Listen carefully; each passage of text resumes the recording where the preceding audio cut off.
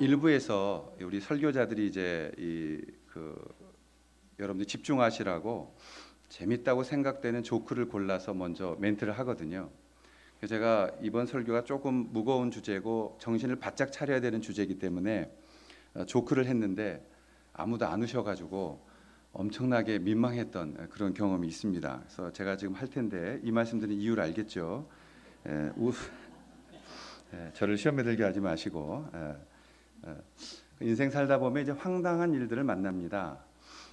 어느 집에 이렇게 엄마가 말과 행동이 좀 다른 그런 엄마가 집에 있었는데 어느 날 많은 손님들이 집에 오게 된 거예요. 그러니까 그 손님들을 모셔가지고 초청해서 저녁 식사를 하게 되었습니다. 근데 엄마가 손님들이 오니까 해놓고도 막 이렇게 음식을 준비하면서 힘들었나 봐요. 불평하고 뭐 이런 마음들이 좀 있었던 것 같아요. 근데 손님들이 다 와가지고 식사를 하게 됐는데 6살짜리 딸이 있었답니다. 그러니까 이 딸에게 좀 사람들에게 보일 겸해서 딸에게 말했어요. 오늘 식사 기도를 내가 좀 한번 해줄 수 있겠니? 그렇게 교양스럽게 말을 했습니다. 그러자 딸이 난처한 표정으로 엄마 나는 기도할 줄 모르잖아요 그런 거예요. 그러자 엄마가 괜찮아. 평상시 엄마가 하는 대로 평상시 엄마가 이렇게 기도하는 대로 그대로만 하면 돼. 그러자 애가 눈을 감고 기도하기 시작했대요. 하나님 왜 자꾸 우리 집에 귀찮은 손님들이 이렇게 많이 올까요? 웃어주셔서 감사합니다. 정신 차리고 들으셔야 돼요. 오늘 본문에 이 유대인들에게 있어서 굉장히 중요한 예수님의 본질적 메시지가 이 안에 있습니다. 유대인들이 성전을 졌어요. 이 성전을 지어놓고 하나님 앞에서 유월절 가까운 때라고 요한이 기록한 걸 봐서 요한은 유월절의 상징과 예수님의 행동을 계속해서 비교해 가고 있는 것을 볼 수 있습니다. 요한복음 1장 10절과 11절이 요한이 계속해서 말하고 싶었던 거예요. 그가 세상에 계셨으며 세상은 그로 말미암아 지은 바 되었을 때 세상이 그를 알지 못하였고 자기 땅에 오매 자기 백성이 영접하지 아니하였다.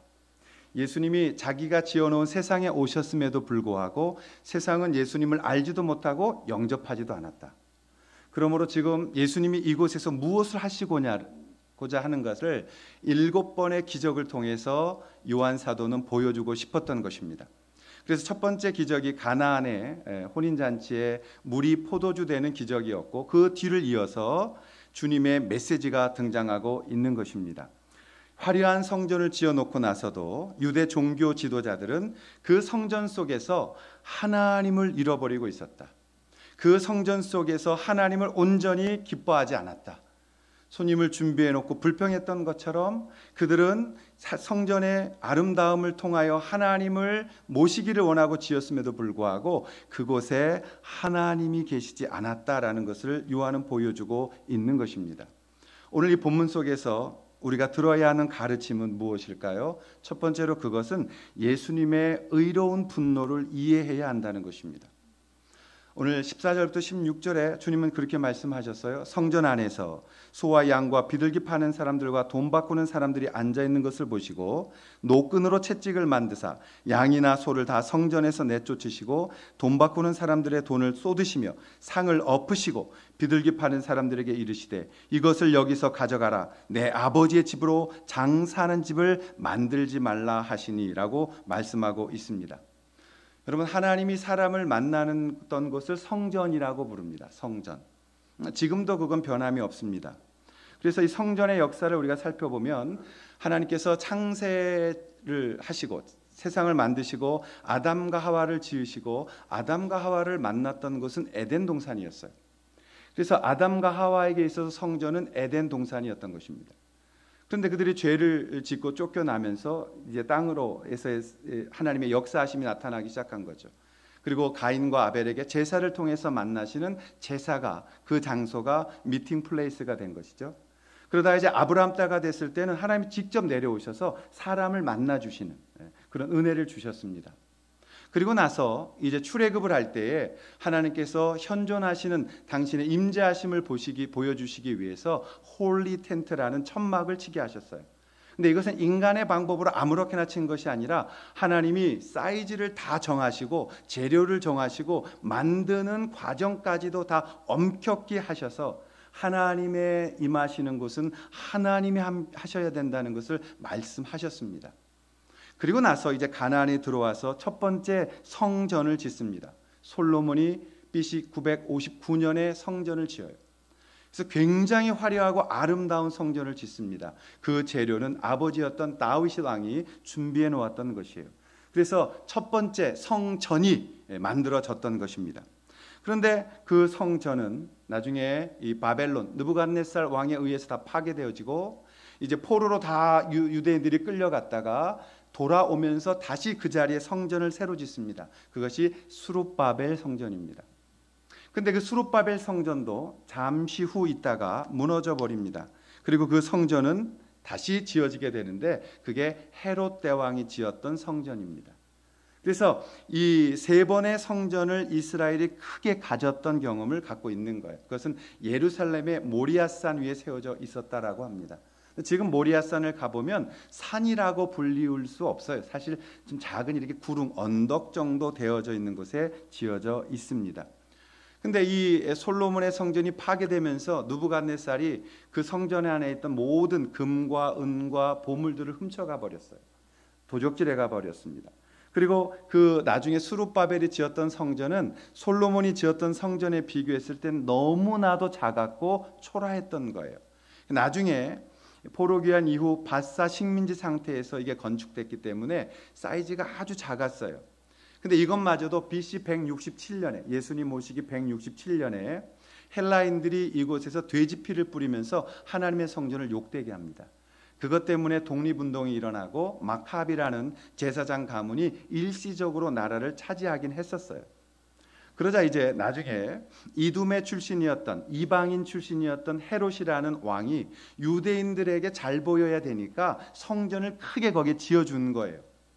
예수님 오시기 20년 전 BC 20년에 이 공사가 시작되어졌고 나중에 AD 64년에 완공합니다. 그러니까 총 기간이 84년이란 기간이 걸렸는데 오늘 성경에는 46년 걸렸다라는 것은 성전이 한 번에 지어지는 것이 아니라 점차적으로 지어져서 왔기 때문에 그렇게 이야기를 하게 된 것입니다. 그런데 이 성전마저도 나중에 6년 뒤에 AD 70년에 로마 장군 티투스에 의해서 완전히 무너져 버리는, 그것 때문에 이스라엘 백성들이 디아스포라 되어져서 도망치는 그러한 성전의 역사를 이스라엘은 갖고 있었어요.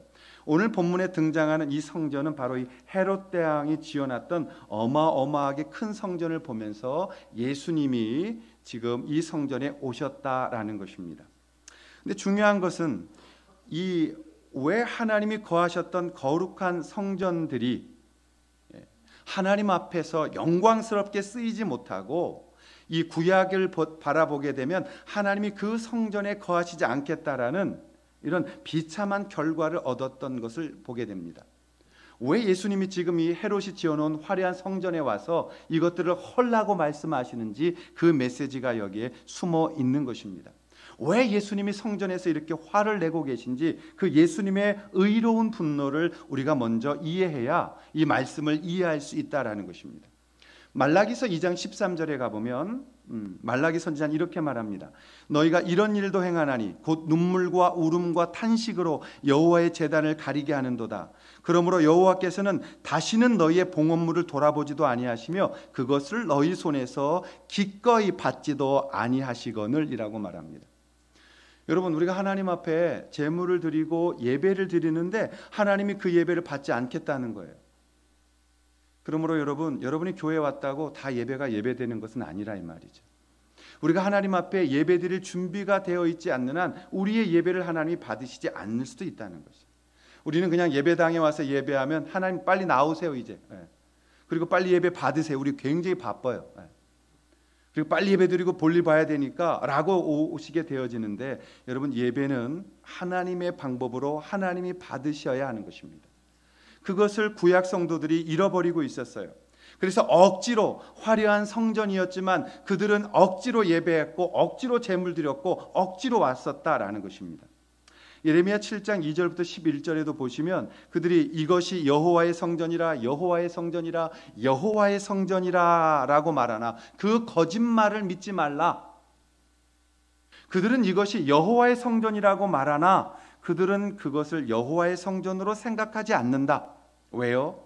그들은 이방인과 고아를 돌아보지 아니하며 과부를 돌보지 아니하며 하나님 말씀 앞에 서지 아니하며 도둑질하며 살인하며 간음하며 다른 신들을 섬기며 바알에게 분향하며 내가 기뻐하는 일을 하지 아니하고 가증한 일을 행하고 있기 때문이라고 말해요.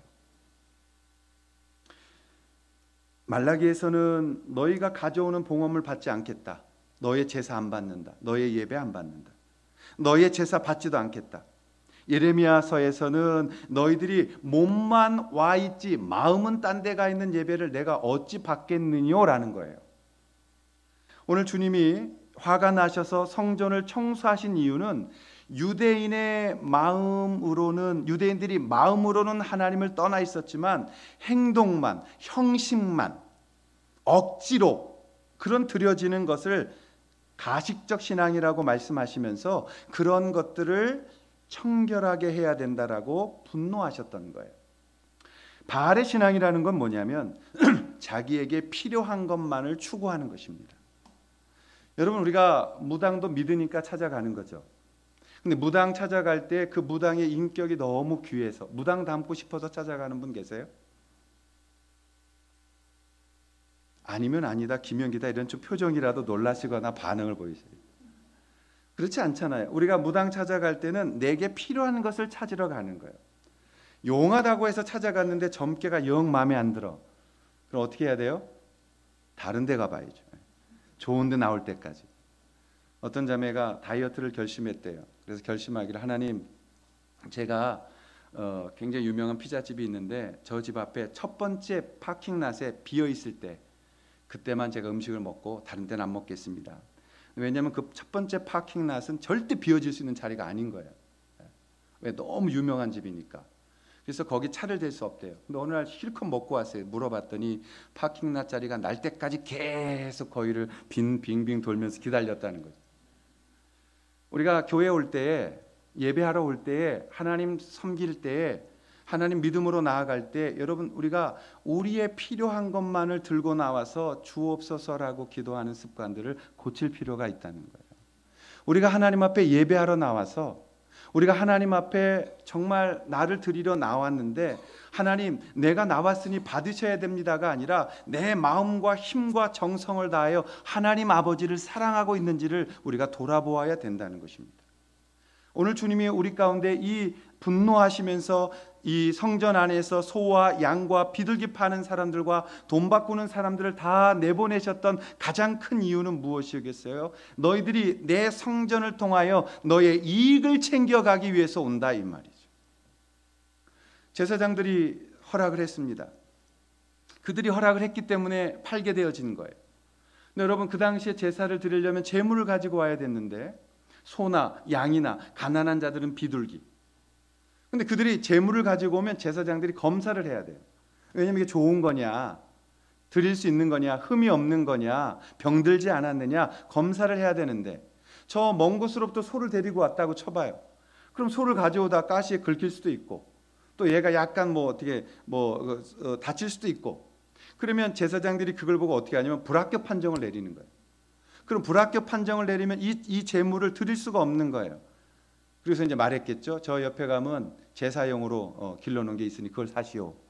그래서 가보면 소값이, 양값이, 비둘기값이 16배가 비쌌다는 거죠.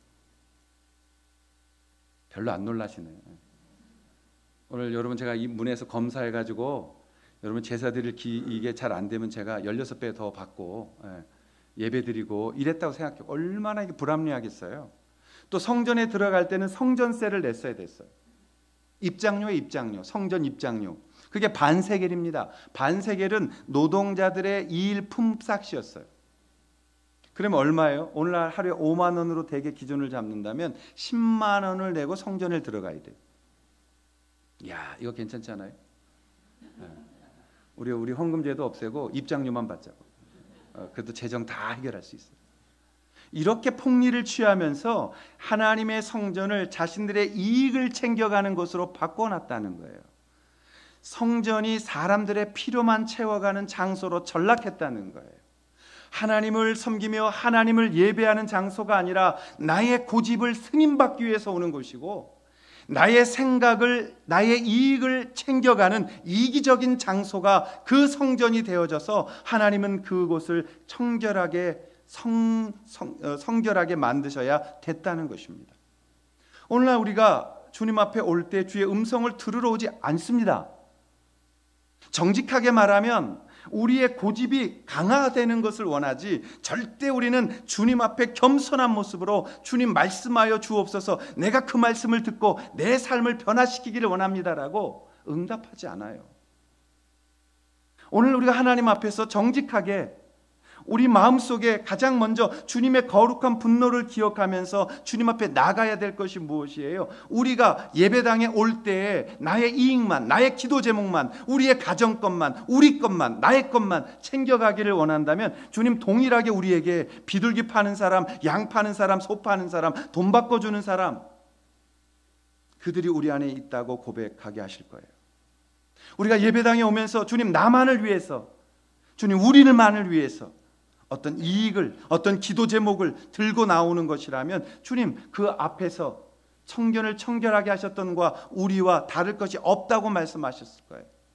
마음은 없으면서 고깃덩이 얹어놓고 불태워 번제로 드렸던 그 이스라엘 백성들의 제사를 받지 않으셨던 것처럼 마음은 없으면서, 주님 사랑하지 않으면서, 주님 앞에 안 드리면 화가 올까 봐, 주님 앞에 내 기도 제목을 드려야 그것이 응답받으니까 라고만 이기적인 모습으로 온다면 그것 또한 오늘 예수님의 청결케 하심의 대상이 될 수 있다라는 것입니다. 오늘날 한국교회가 많은 영성들이 일어났습니다만 안타까운 것은 개인주의 영성밖에 없다는 거죠. 그 개인주의 영성이 조금 더 병들어가면 이기주의 영성이 돼서 다 내 교회, 나, 여기를 벗어나지 못하고 있는 게 하나님의 한국교회를 향한 마음이지 않을까 싶습니다. 나누어야죠. 우리가 모였다는 것은 다른 사람들에게 소금이 되어 녹으려고 모이는 것이요, 빛이 되어 내가 타들어가기 위해서 모이는 것이요, 나의 가진 것을 쪼개어 나누려고 모이는 것이지, 이곳에 와서 무당처럼 점쳐주고 어디로 가야 잘 되는지, 무엇을 해야 복 받는지, 어떻게 해야 자녀가 대학 붙는지, 어떻게 해야 직장이 잘 가는지를 점치기 위해서 오는 것이라면 오늘 주님 말씀하실 거예요. 다 나가라. 나는 너희들이 예배를 받지 않겠다. 이 중에 누가 나를 사랑하느냐, 누가 나의 말에 청종하려고 하느냐, 누가 나를 예배하고 있느냐. 바로 이것을 예수님께서 분노하신 거예요. 우리가 예배하러 올 때 여러분 주님 앞에 여러분의 기도 제목을 들고 오지 마십시오. 이게 무슨 말이냐면 여러분이 기도 제목 갖고 있는 것보다 하나님은 더 많은 걸 주기를 원하시는 거예요.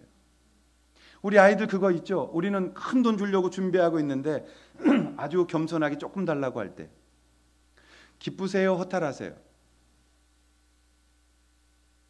기쁘신 부모님들은 좀 문제가 있는 거예요.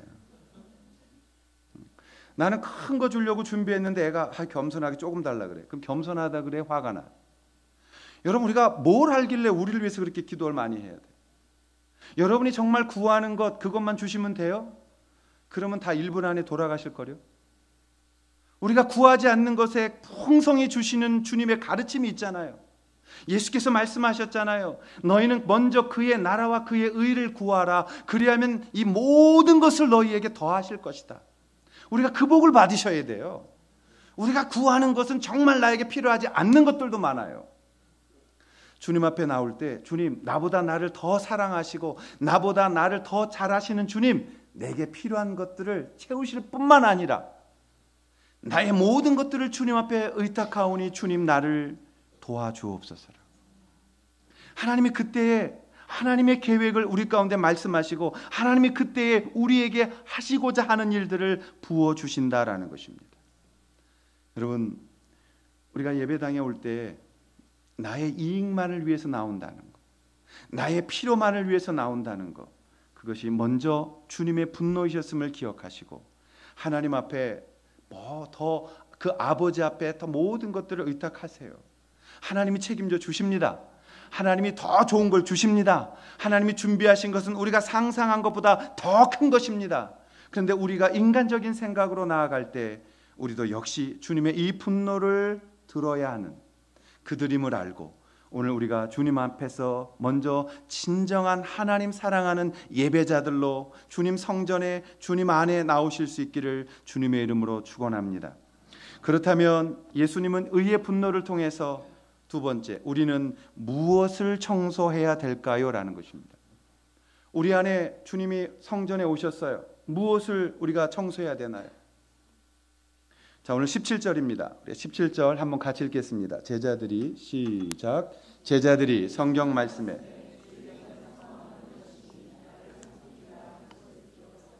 오늘 본문에 등장하는 소와 양과 비둘기 파는 사람들과 돈 바꾸는 사람들이 성전 안뜰에서 파는 것을 보셨다. 그리고 화를 냈다고 요한은 기록하고 있습니다.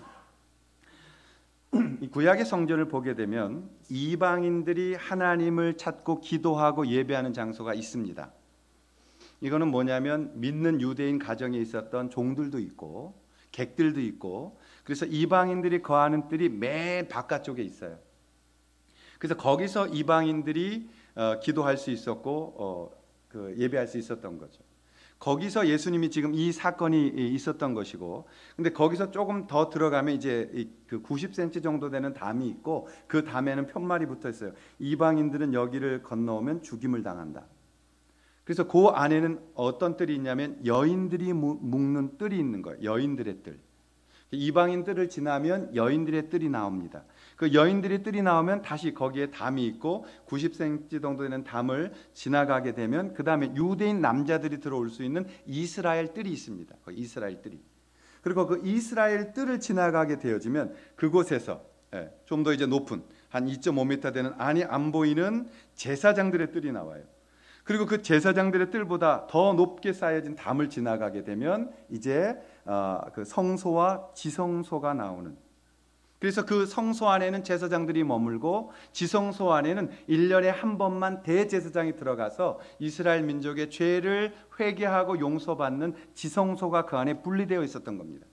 오늘 본문이 등장하고 있는 뜰은 이방인들의 뜰이에요. 이방인의 뜰. 그 이방인들 뜰 안에서 돈을 받고 장사하는 사람들이 장사할 수 있었다는 거예요. 그럼 여러분, 이 제사장들과 대제사장의 허락 없이 그들이 그곳에서 장사할 수 있었을까요? 그렇지 않아요. 대제사장과 제사장들이 그곳에서 이방인 뜰에서 어차피 이방인들 구원도 못 받을 인간 취급도 하지 않는 그 이방인들이 거기서 장사하고 거기서 이렇게 매매할 수 있도록 허락한 거예요. 그리고 거기서 벌어들여지는 모든 수익금을 제사장들이 챙겨간 것이죠. 하나님 앞에서 이런 모습들을 보면서 예수님께서 진정으로 성전 척결 운동을 하고 싶었던 게 바로 이 부분입니다. 그게 뭐냐면 제사장들이 왜 그걸 허락했냐 이거예요. 율법적으로 옳지도 아니하고 하나님이 명하지도 않는 그곳에 왜 그 장사를 허락하고 돈을 챙겨갔냐 이거예요. 이걸 좀 깊게 묵상할 필요가 있습니다. 저는 그것을 제사장들의 믿음이라고 표현하고 싶습니다.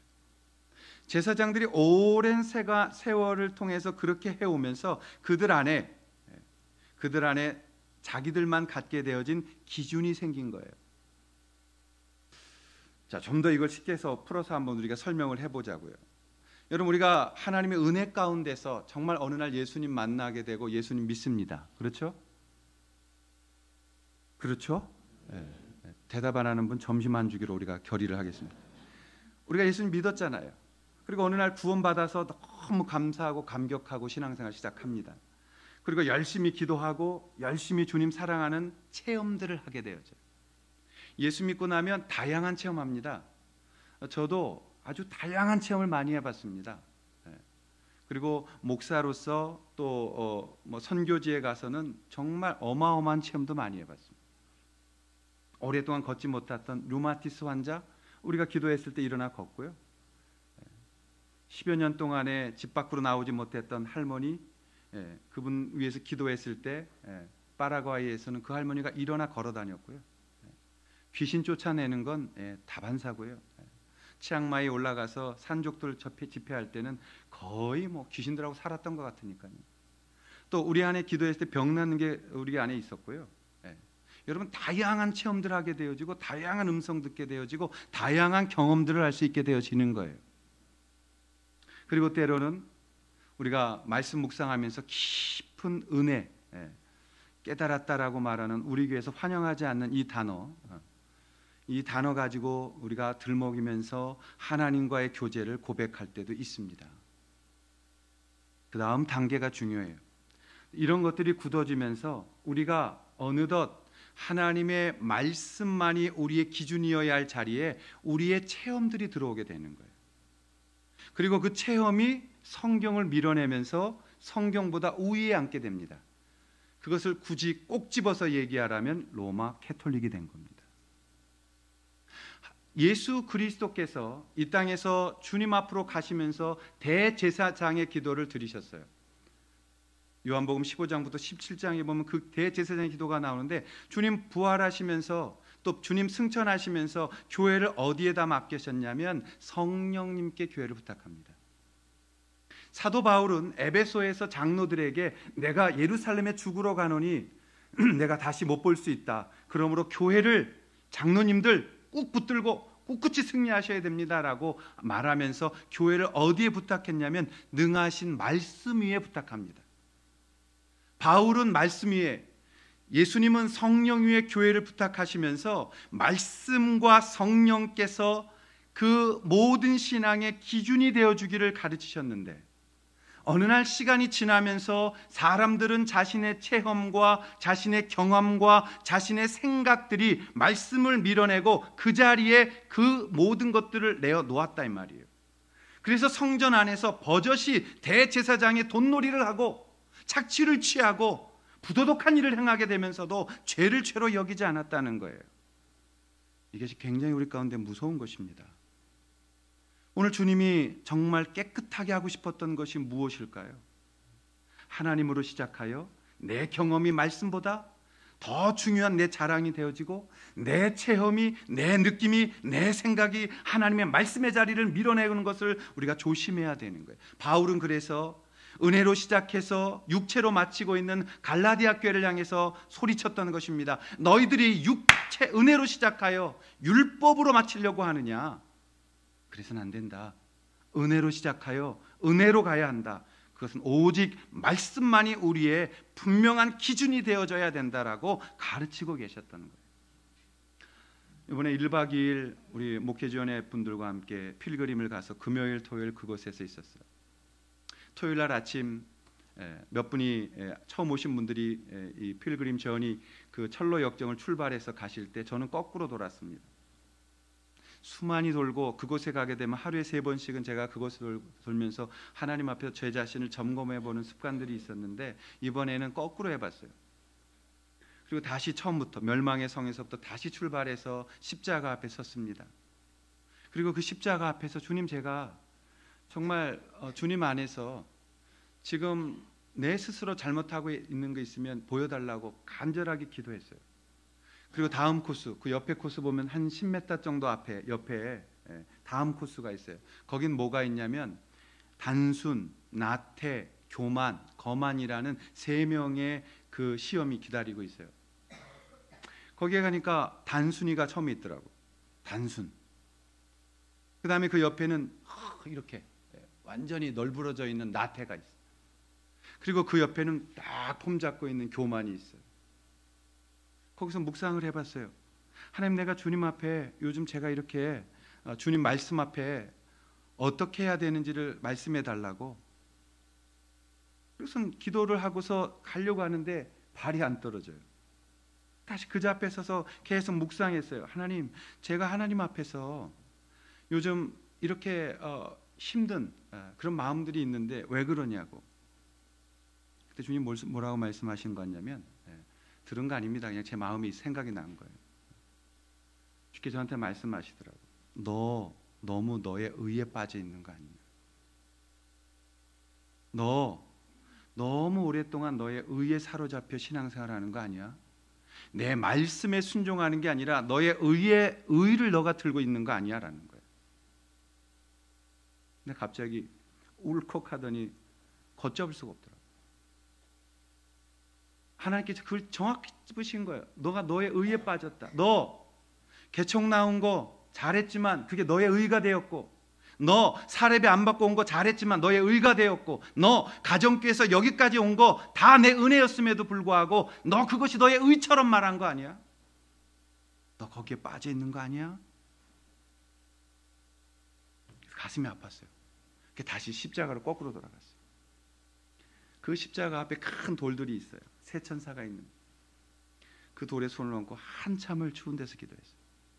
그리고 십자가 바라보면서 주님, 내 모든 것들을 내려놔야 한다. 하나님, 어느덧 내가 그것이 내 의가 내 기준이 되었나 봐요.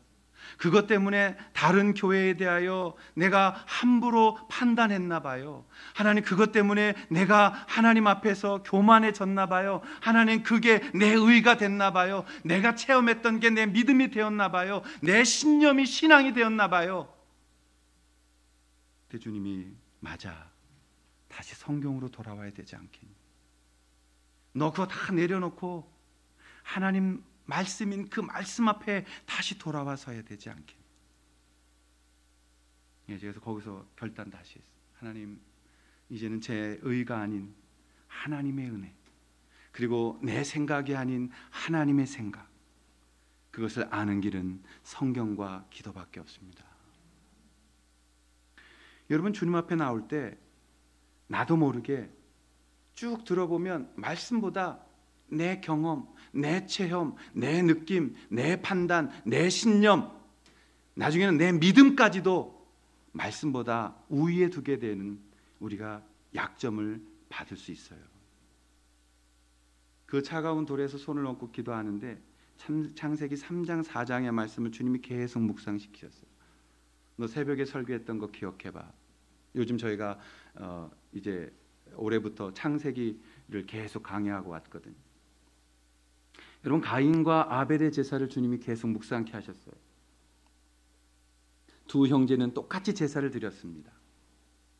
아름다운 제사였다고 생각해요. 그런데 가인의 제사는 하나님이 받지 않으시고 아벨의 제사는 받으셨어요. 왜요? 이걸 우리가 구분해야 됩니다. 4장 2절부터 4절에 보면 그가 또 가인의 아우 아벨을 낳았는데 아벨은 양치는 자였고 가인은 농사하는 자였다. 세월이 지난 후에 가인은 땅의 소산으로 제물을 삼아 여호와께 드렸고 아벨은 자기도 양의 첫 새끼와 기름으로 드렸더니 여호와께서 아벨과 그의 제물은 받으셨으나 가인과 그의 제물은 안 받으셨다. 왜 가인의 제사는 받으시고 아벨의 제사는 안 받았느냐? 많은 학자들은 양 피르의 제사를 안 드렸기 때문이다. 나중에 근데 5대 제사 중에 곡식 드리는 제사가 있기 때문에 그건 옳지 않은 것 같고, 정성이 없었기 때문이다. 그것도 말씀에 근거가 없어요. 그러나 이것을 추론해 가보면 이 소산이라는, 가인이 드렸던 제사는 소산물입니다. 소산물. 땅의 소산물이라는 것은 과실, 열매라는 페리라는 단어가 쓰여져 있어요. 다시 말하면 가인은 농사를 지었어요. 그리고 자신의 땀과 자신의 노력과 자신의 힘을 다해서 땅을 경작하고 거기에 씨를 뿌려 과실을 맺었던 것을 가지고 와서 하나님 앞에 제사를 드린 거예요. 뭐가 잘못됐나요? 아벨은 양을 드렸어요. 근데 그 당시에 양치기는 얼마나 쉬웠겠어요. 목축이 있고 양이 다니면 그냥 잡아드리면 되는 거. 오히려 노력적인 측면에서는 가인의 제사가 훨씬 더 하나님 앞에 힘을 다해 드려진 제사였어요. 그런데 결론은 가인의 제사를 안 받으셨어요.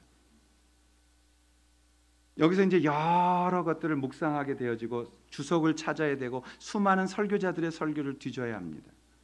그런데 시원한 답은 없었습니다만 영어 성경 속에 보면 가인과라는 end가 있습니다. 가인을 받지 않았기 때문에 가인의 제사를 안 받으셨다. 아벨을 받으셨기 때문에 아벨의 제사를 받으셨다. 그러면 가인에게 문제가 있었던 거예요. 재물의 문제가 아닌 거죠. 근데 5절에 보면 가인이 어떤 사람이었는지가 나와요. 5절에 보시면 그의 재물은 가인과 그의 재물은 받지 아니하신지라 가인이 몹시 분하여 안색이 변하니. 이걸 한번 추론해 보겠습니다. 예배하러 왔습니다. 하나님 앞에 아름답게 입고 열심히 돈 벌어서 헌금도 했고 찬송도 크게 불렀습니다.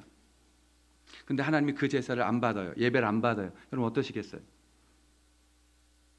오늘 구원받은 분, 못 받은 분 한번 제가 구분해 볼까요? 확 되던데. 그럴 때 여러분 갑자기 이렇게 생각될 수 있어요. 왜 내 예배 안 받으세요, 하나님?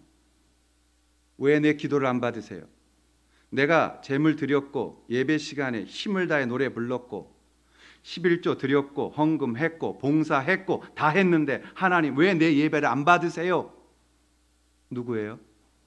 가인이죠. 가인이죠. 안색이 변하면서 열이 받는 거예요. 그러자 여호와께서 말씀하세요. 가인아, 내가 분하여 함은 어찌 됨이며 안색이 변함은 어찌 됨이냐? 내가 선을 행하면 어찌 낯을 들지 못하겠느냐? 선을 행하지 아니하면 죄가 문에 엎드려져 있느니라. 죄가 너를 원하나 너는 죄를 다스려라. 가인아, 정신 차려. 죄가 너를 덮치려고 하고 있어. 정신 차려. 죄를 다스려. 가인은 그렇게 못해요. 왜요? 아벨을 가서 죽여버립니다. 가인은 하나님 앞에 나올 때 가장 큰 실수를 했어요. 어떤 거요? 자기의 의의를 들고 나왔다는 거예요. 내가 이만큼 해서 드리니 하나님 받으세요. 내가 이렇게 노력한 거예요. 받으세요. 아벨이었으면 어떻게 했겠어요? 제사를 안 받으면 아벨은 죄송해요. 제가 좀 더 하나님 앞에 바르게 했어야 돼요. 하나님 죄송해요 라고 했겠죠.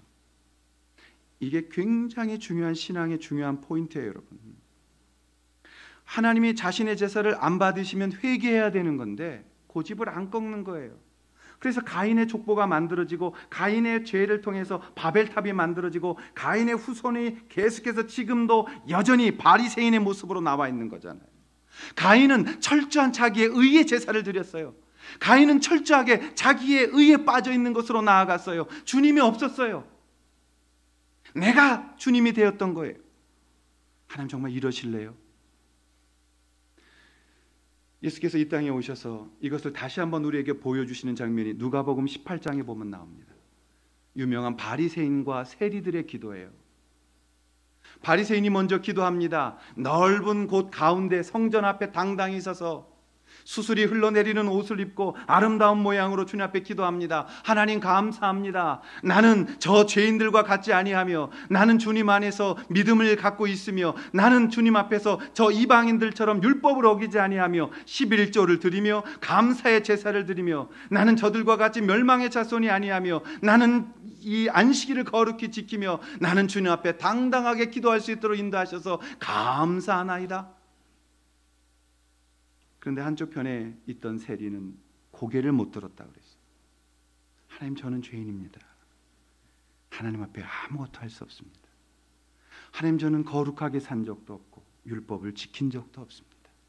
주님, 나를 도와주십시오.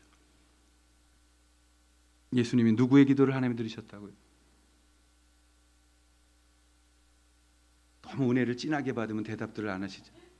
세리의 기도를 받으셨다. 하나님이 가인과 아벨의 제사 중에 누구의 제사를 받으셨다고요? 아벨의 제사를 받으셨다.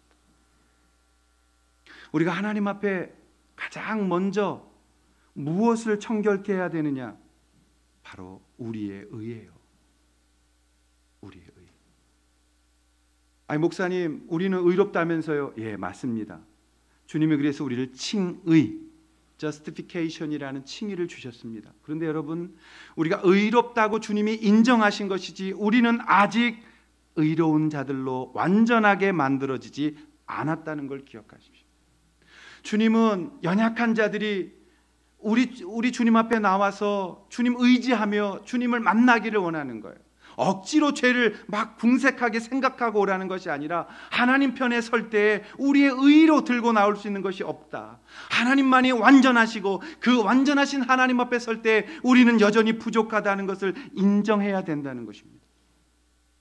여러분, 재밌는 것은 주님 사랑하면 사랑할수록 더 큰 죄인이래요. 주님 앞에 가까이 가면 가까이 갈수록 더 우리가 안타까워하며 주님의 소명을 분명히 보며 주님을 더 사랑하게 되어진다는 거잖아요. 왜요? 더 죄 없는 사람이 더 당당한 세대. 왜요? 세상은 그렇게 사니까요.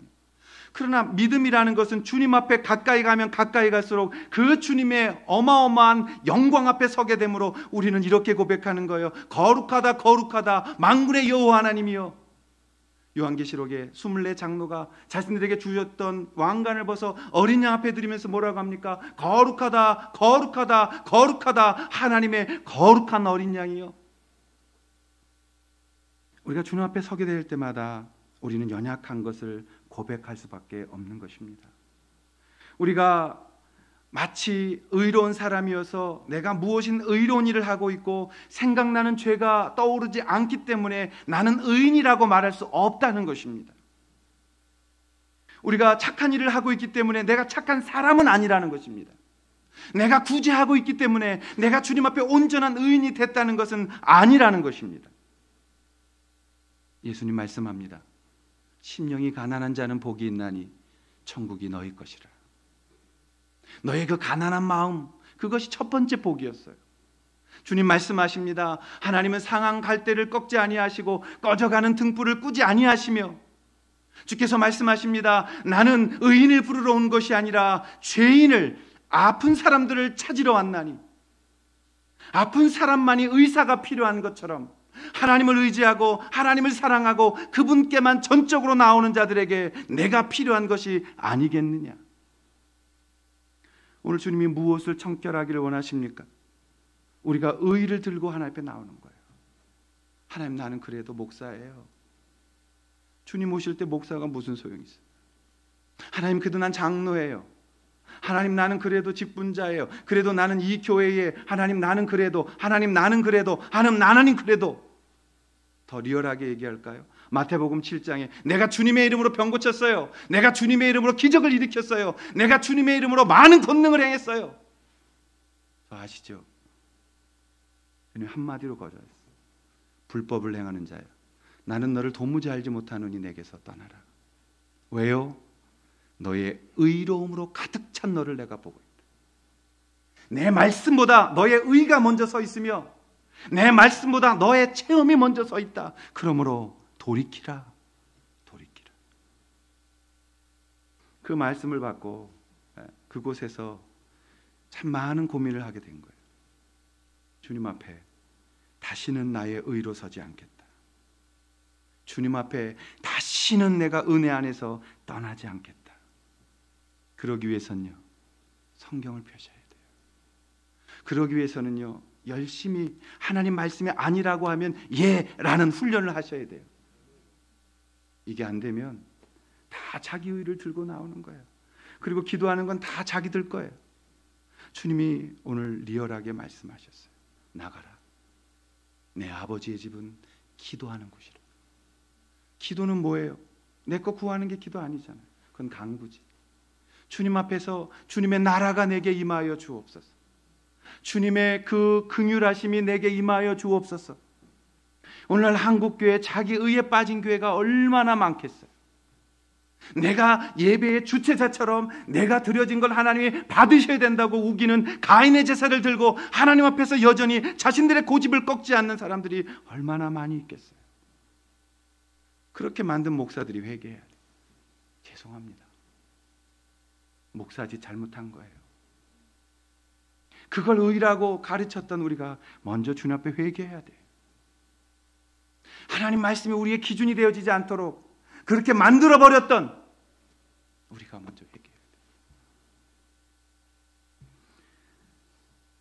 미국의 대각성운동이 벌어졌을 때 어마어마한 일들이 있었어요.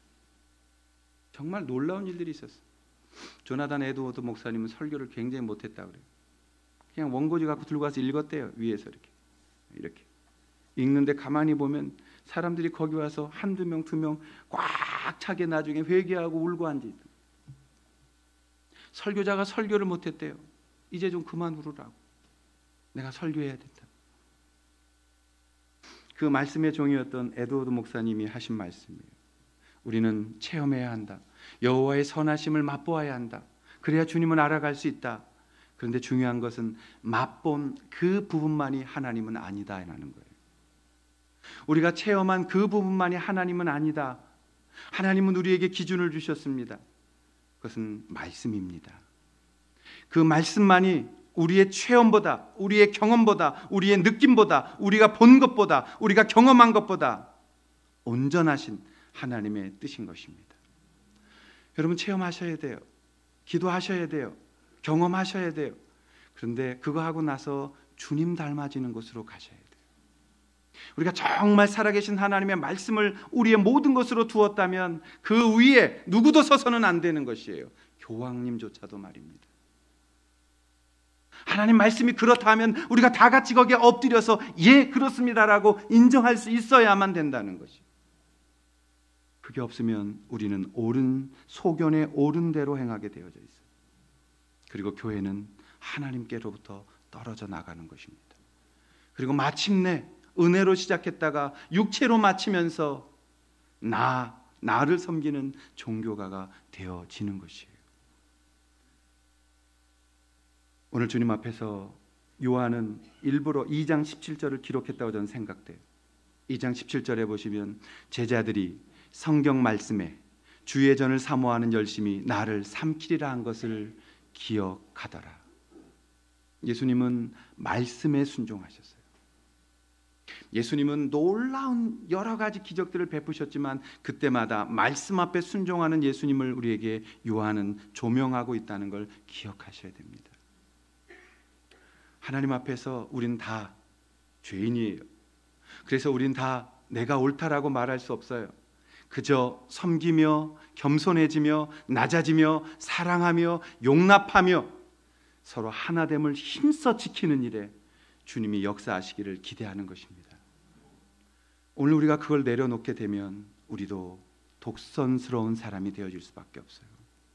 여러분, 우리가 능하신 말씀 위에 겸손하고 성령 앞에 겸손하고 그리고 그 말씀을 읽으며 진리를 따라 그 말씀이 내게 도전해 오실 때 그 말씀을 따라 내가 회개하고 순종하고 그 말씀을 따라 주님 안에서 우리의 신앙의 기반을 두는 것, 그것이 곧 오늘 주님이 말씀하신 성전의 청결함입니다. 오늘 이 말씀은 다음 주에 한 번 더 나눠야 되는 것이지만 오늘 한 주간 심령의 가난함으로 주님께 나아오십시오. 정말 애통하는 마음이 있다면 그 마음 귀한 것이에요. 주님 앞에 간절한 마음이 있다면 그 마음 들고 나오셔야 되는 거예요. 하나님 앞에서 내가 무엇인가 내세울 게 있다면 잊어버리셔야 되는 거예요. 그리고 주님 앞에 나는 여전히 죄인임을 고백하고 내가 주님 앞에 서지 않았음을 고백하고 내 기준이 내 자신이 되어져 가는 것들을 내려놓으며 주님의 말씀이 나의 모든 빛이며 나의 길이며 진리임을 고백하는 사랑하는 모든 성도님들이 될 수 있기를 주님의 이름으로 축원합니다. 기도하겠습니다. 나의 의가 아닌 예수 그리스도의 의, 그 보혈을 들고 날마다 서길 원합니다. 하나님, 우리가 말씀을 너무 멀리 있었다면 말씀 없이 살아가는 신앙이 얼마나 위험한지를 알아. 하나님, 다시 한번 그 말씀 앞으로 돌아가 무릎 꿇게 하시고 그 말씀 붙들고 기도하게 하시고 그 말씀의 길을 따라 나아갈 수 있도록 인도하여 주시옵소서. 아멘. 피값으로 구원하신 당신의 귀한 성도들이 여기 있습니다. 한 분 한 분 주의 보혈로 씻기셨고 정말 주님의 은혜로 부르신 귀한 자녀들입니다. 그런데 그 자녀들이 길을 잃고 빛을 잃고 말씀을 잃었을 때 오는 사자가 우리를 노리는 것들을 잘 압니다. 하나님, 이 땅에서 승리하는 길은 하나님 말씀 펴들고 그 말씀의 빛을 가지고 기도하는 것입니다. 하나님, 말씀이 우리의 신앙의 기준 되게 하시고 말씀이 우리의 모든 것 되게 하셔서 그 말씀 붙들고 기도해 나가는 하나님의 사람들이 되도록 우리를 다시 한번 초대하여 주시고 우리를 긍휼히 여겨 주시고 우리를 인도하여 주시옵소서. 하나님, 이 시대에 참 필요한 것들만 들고 괴오지 않게 하시고 주님 사랑하는 마음으로 그 보혈의 피 예수 그리스도를 사랑하는 마음으로 주님 앞에 나와 우리가 변화되어질 수 있도록 인도하여 주시옵소서. 우리의 기도에 응답하시는 주님, 사랑하시는 주님 감사드리고 오늘도 기쁨으로 드려진 이 헌금의 물질에 축복하셔서 예수님의 이름으로 거뒀습니다. 예수님의 이름에 합당하게 사용되게 하시고 하나님, 가난한 자들의 빵이 되게 하시고 배고픈 자들의 나눔이 되게 하시고 힘든 자들의 위로 되게 하시고 없는 자들의 소망 되도록 그런 물질 되도록 하나님 이곳에 축복하여 주시옵소서. 드린 손길을 복 주셔서 날마다 주님 앞에 드림이 기쁨 되게 하시고, 또 드리고 싶었지만 드릴 것이 마땅치 않아 마음 드리는 그 성도들의 귀한 마음 받아주셔서 하나님, 그들의 마음 속에 주님 속기도 정말 마음껏 드리는 은혜도 누려가도록 인도하여 주옵소서. 오늘 결단하고 나아가는 우리 사랑하는 모든 귀한 성도들 한 가정 한 가정, 한 분 한 분 복 주시고 한 주간도 승리할 수 있도록 도와주시기를 성부와 성자와 성령의 이름으로 간절히 축복하며 축원하옵나이다. 아멘.